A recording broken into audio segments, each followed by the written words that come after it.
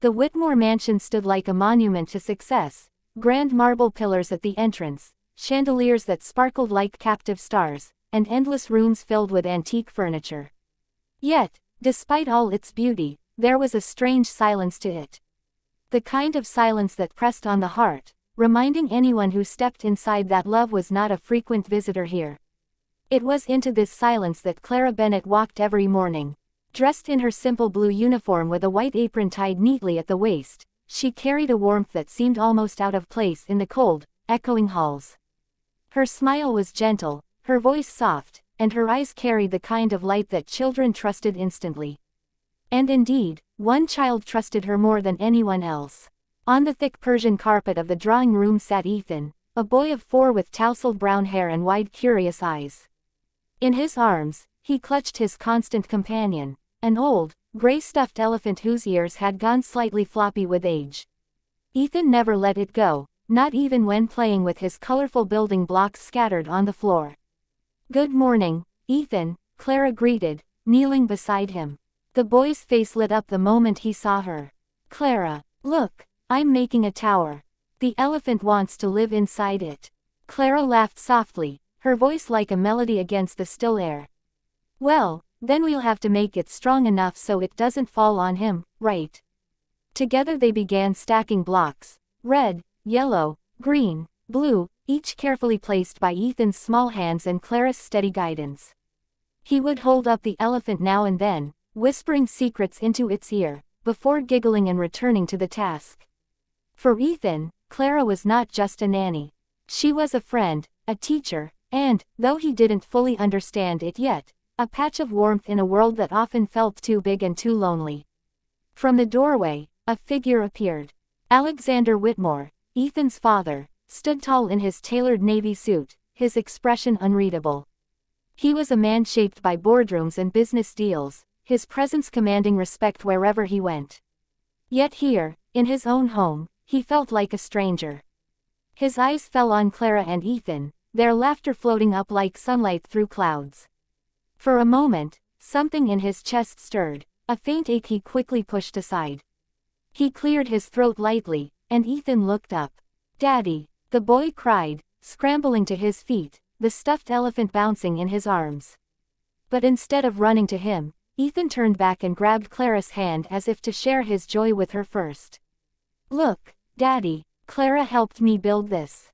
It's the elephant's house." Alexander's gaze flickered to Clara.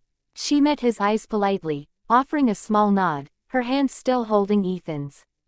There was no fear in her expression, no discomfort, only a quiet confidence, as if her place beside the boy was unquestionable. "Very impressive," Alexander said after a pause, his deep voice measured. "But make sure it doesn't topple. We don't want the elephant getting hurt, do we?" Ethan giggled, hugging the toy tighter. Clara said the same thing. Clara smiled at the boy's words, but inside, her heart ached a little. She knew Alexander cared for his son, anyone could see it in the rare softness of his eyes when he looked at Ethan, but the man did not know how to bridge the gap between them. Work consumed him, and his emotions were locked away behind walls taller than the mansion itself. As Alexander stepped back into the hallway, the laughter of his son and the gentle voice of Clara followed him like an echo. For the first time in a long while, the cold mansion seemed to breathe. Afternoons in the Whitmore mansion were always the same, long, quiet, and lonely. The grand windows let in golden sunlight, but it often fell on empty rooms where laughter was a stranger. For little Ethan, the mansion was less a home and more a maze. Too many doors, too many halls, and too few arms to hold him. Except for Clara, she had a way of shrinking the mansion into something small and warm, like a safe corner filled with toys, giggles, and stories. Every day after lunch, Ethan would drag his elephant by its ear and call out, "Clara, let's play." And Clara, no matter how tired or busy she might be, always answered. This afternoon was no different. On the thick carpet of the nursery, Ethan had arranged his blocks again, determined to build something taller than yesterday. The elephant sat propped against the tower, as if supervising. "Clara," Ethan asked seriously as he balanced a yellow block, "why does Daddy always leave? He doesn't like the elephant's house." The question was so innocent, so direct, that Clara's heart squeezed. She set aside the book she had been reading to him and leaned closer. "Oh, sweetheart," she said softly, tucking a lock of hair from his forehead, "your daddy works very hard. He has many people who depend on him. Sometimes grown-ups forget to play, but that doesn't mean he doesn't love you." Ethan frowned, his little hands tightening around the elephant. "But love means you stay." Clara swallowed the lump in her throat. Children had a way of saying truths adults avoided. She wrapped her arms gently around him.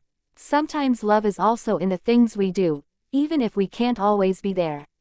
Maybe your daddy just doesn't know how to show it yet." Ethan thought for a moment, then nodded slowly. "Maybe I can teach him. Like you teach me." Clara smiled, her eyes misting. "Yes, maybe you can." They went back to building, Ethan humming softly as he stacked block after block. Clara watched him, her heart swelling with affection. He was such a bright, tender boy, full of questions and dreams, and she felt fiercely protective of him. As the tower grew taller, Ethan whispered something to his elephant, then looked up. "Clara, do you think Daddy will smile if he sees this?" Clara hesitated only a moment before answering with conviction. "Yes, Ethan, I think he will." At that exact moment, footsteps echoed faintly down the corridor. Clara glanced toward the open door and, sure enough, Alexander Whitmore appeared, his presence filling the room as effortlessly as the light spilling through the windows. He had loosened his tie, though the sharpness of his tailored suit still clung to him.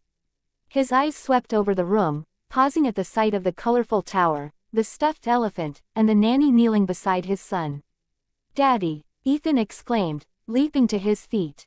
He grabbed his father's hand and tugged him forward eagerly. "Look, Clara helped me build the tallest tower ever. The elephant lives here now. Isn't it great?" Alexander allowed himself to be pulled forward, his gaze shifting briefly to Clara. She stood quietly, her hands clasped in front of her apron, watching with an expression that was both proud and gentle. "It is very tall," Alexander said carefully, crouching down beside his son. His polished shoes sank slightly into the carpet. "Did you do this all by yourself?"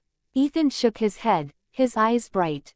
"No, Clara helped. She always helps me. She says if I try hard, I can build anything." For a fleeting second, Alexander's eyes softened as they flicked toward Clara again. She looked back, her expression calm but unreadable. Something unspoken passed between them, a quiet recognition, a question neither dared voice. Alexander straightened, his usual composure sliding back into place. "Well, I'm glad you're learning," he said, patting Ethan's head. "Keep building." And then he turned to leave. Ethan's little face fell. "But Daddy, wait." Alexander paused at the doorway, his back rigid. "Can you stay? Just for a little? The elephant wants you to see his house too," Ethan said, holding up the worn toy. His small voice trembled with hope. The silence stretched. Clara's heart ached as she watched, knowing this was a fragile moment, one that could either deepen the distance or begin to heal it. Alexander didn't answer right away. He simply looked at the boy, then at the nanny standing quietly at his side. For the first time, the walls he had built around himself seemed to crack, just slightly. "I'll try, Ethan," he said at last, his voice low. And then, softer, "I'll try." Ethan grinned, satisfied, and hurried back to his blocks. Clara, meanwhile, kept her gaze lowered, hiding the flicker of emotion in her eyes. The mansion, once so silent, had begun to change.